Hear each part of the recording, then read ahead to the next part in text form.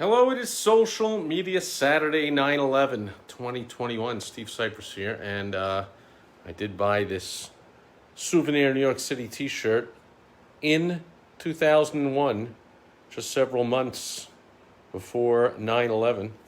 You see the old Twin Towers up there, and so I wear it every year on 9/11 as we remember that tragic day and those tragic terrorist attacks on U.S. soil, the worst ever, at least so far.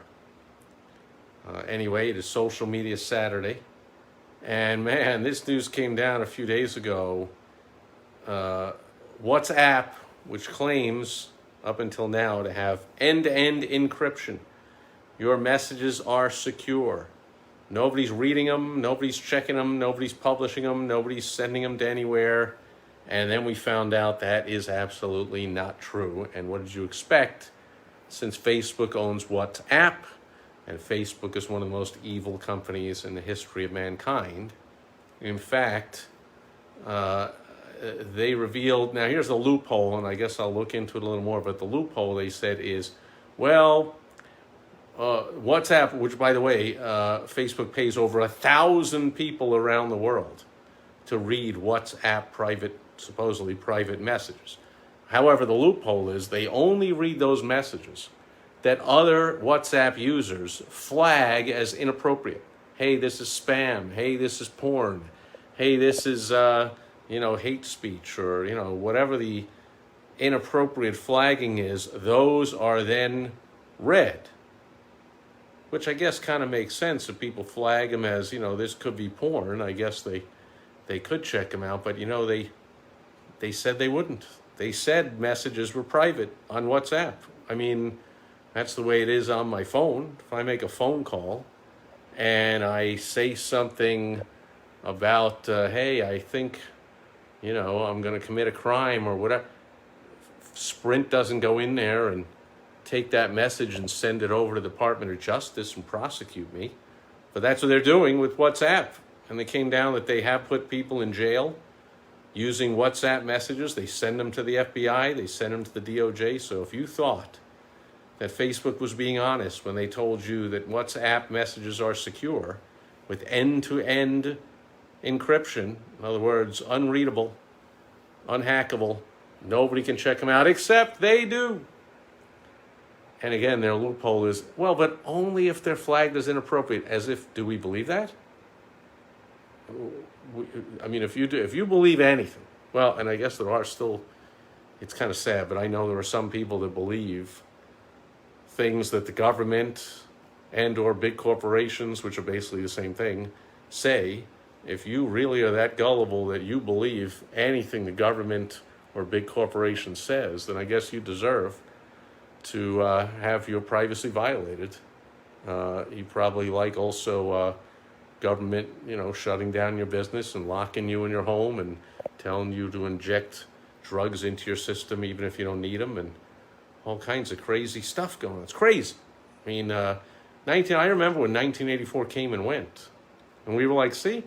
Or, well, none of that stuff happened. Well, less than 20 years later, I mean, here's 2011, so after those terrorist attacks on 9/11, it's 9/11, and those terrorist attacks on 9/11, that was the formation of the Patriot Act and the Homeland Security Department, and the start of government, under the guise of, well, we have to weed out the terrorists before they cause more damage, so they violate everyone's privacy, and we willingly ceded that to them.